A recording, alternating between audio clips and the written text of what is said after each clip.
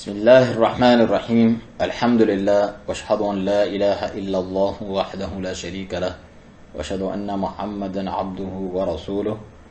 صلى الله عليه وعلى آله وصحبه وسلم تسلیما كثيرا ثم اما بعد۔ اللہ تعالیٰ قرآن مجید میں لوگوں کے سمجھانے اور عبرت حاصل کرنے کے لیے مختلف مثالیں بیان فرماتا ہے۔ فرمایا کہ وَتِلْكَ الْأَمْثَالُ نَضْرِبُهَا لِلنَّاسِ لَعَلَّهُمْ يَتَفَكَّرُونَ، اور یہ مثالیں ہیں، ہم انہیں لوگوں کے لیے بیان کرتے ہیں تاکہ وہ غور و فکر کریں۔ اس بنا پر اللہ تعالیٰ ایک ایمان والی شکر گزار بستی اور ایک کفران نعمت کرنے والی ناشکری بستی کی مثال بیان فرماتا ہے کہ وَضَرَبَ اللَّهُ مَثَلًا قَرْيَةً كَانَتْ آمِنَةً مُطْمَئِنَّةً يَأْتِيهَا رِزْقُهَا رَغَدًا مِّن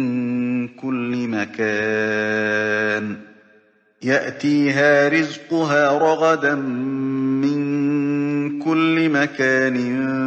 فَكَفَرَتْ بِأَنْعُمِ اللَّهِ فَأَذَاقَهَا اللَّهُ لِبَاسَ الْجُوعِ وَالْخَوْفِ بِمَا كَانُوا يَصْنَعُونَ۔ اور اللہ نے ایک بستی کی مثال بیان کی جو امن والی، اطمینان والی تھی، اس کے پاس اس کا رزق کھلا ہوا ہر جگہ سے آتا تھا، تو اس نے اللہ کی نعمتوں کی ناشکری کی تو اللہ نے اسے بھوک اور خوف کا لباس پہنا دیا، اس کے بدلے جو وہ کیا کرتے تھے ان کے کرتوتوں کے سبب سے۔ اللہ تعالیٰ کا یہ فضل و کرم ہے کہ وہ جسے چاہے صحیح راہ کی جانب ہدایت دیتا ہے۔ پاکستان میں صوبہ سندھ کے شہر مانجھند، ضلع جامشورو کی پسماندہ نواحی بستی بلاول کھوسو گوٹ، جہاں کے باسی صحیح دین اسلام سے جہالت کی بنا پر قبر پرستی و بدعقیدگی کا شکار تھے۔ دور دراز کوئلے کی کانوں میں دن بھر محنت کشی کرنے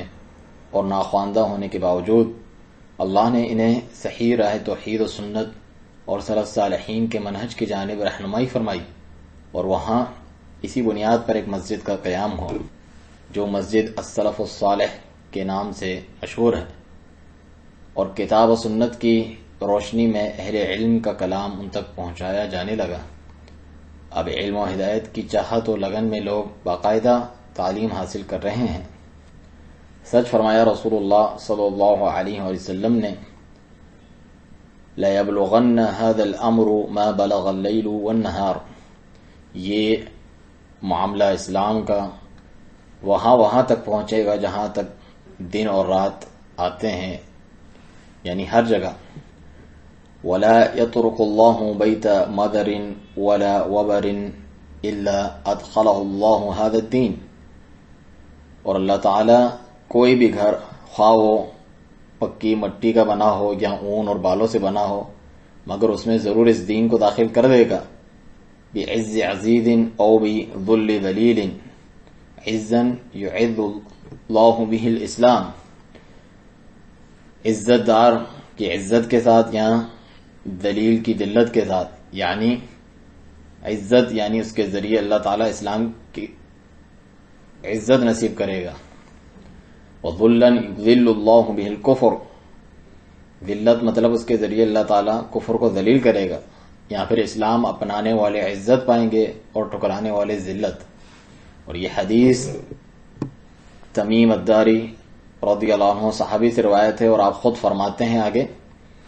کہ میں نے یہ بات جان لی، واقعتاً دیکھا، قد عرفت ذلك فی اہل بیتی، اپنے گھر والوں میں، لقد اصاب من اسلم منه الخیر والشرف والعز، ان میں سے جس نے اسلام قبول کیا اسے اچھائی اور بھلائی ملی، شرف اور عزت ملی۔ وَلَقَدْ أَصَابَ مَنْ كَانَ مِنْهُ كَافِرًا الذُّلُّ وَالصَّغَارُ وَالْجِزْيَةُ، اور ان میں سے جس نے کفر اختیار کیے رکھا اسے ذلت، پستی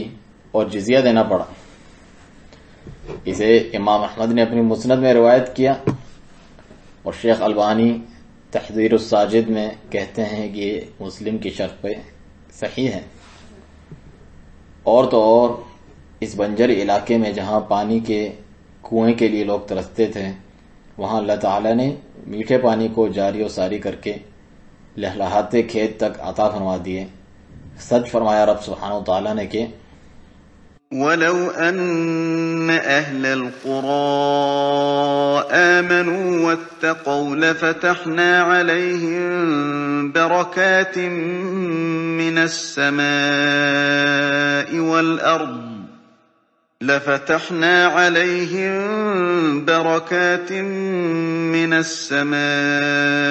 وَالْأَرْضِ وَلَٰكِن كَذَّبُوا فَأَخَذْنَاهُم بِمَا كَانُوا يَكْسِبُونَ۔ اور اگر واقعی بستیوں والے ایمان لے آتے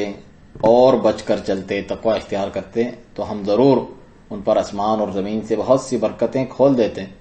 اور لیکن انہوں نے جھٹلایا تو ہم نے انہیں اس کی وجہ سے پکڑ لیا جو وہ کرتوت کرتے تھے، جو وہ کمایا کرتے تھے۔ بس لوگوں کو بھی چاہیے کہ اللہ تعالی کا ہمیشہ شکر ادا کرتے رہیں تاکہ ان نعمتوں کی حفاظت اور اس میں برکت ہو۔ فرمانے والی تعالی ہے قُلْ أَرَأَيْتُمْ إِنْ أَصْبَحَ مَاؤُكُمْ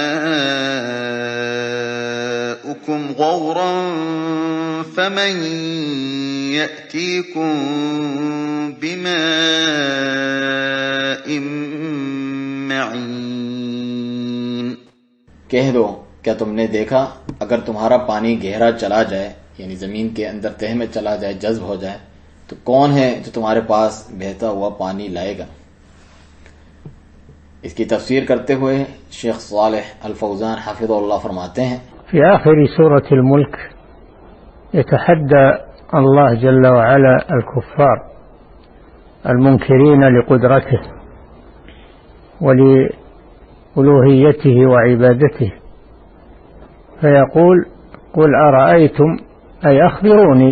إن أصبح ماؤكم غورا، غارت به الأرض ولم يبق ماء تتناولونه تشربون منه وتسقون مزارعكم وحروثكم، إن أصبح ماؤكم غورا فمن يأتيكم بماء معين، من يعوض هذا الماء الذي غار في الأرض وانقطع؟ ستهلكون أنتم وتهلك مواشيكم وزروعكم وحروثكم من جراء ذلك. فهذا تقرير لقدرته سبحانه، استحقاقه للعبادة وحده لا شريك له. فلم يجيبوا هذا السؤال من يأتيكم بماء معين، لم يستجيبوا فانقطعوا عند ذلك. فهذا دليل على قدرته سبحانه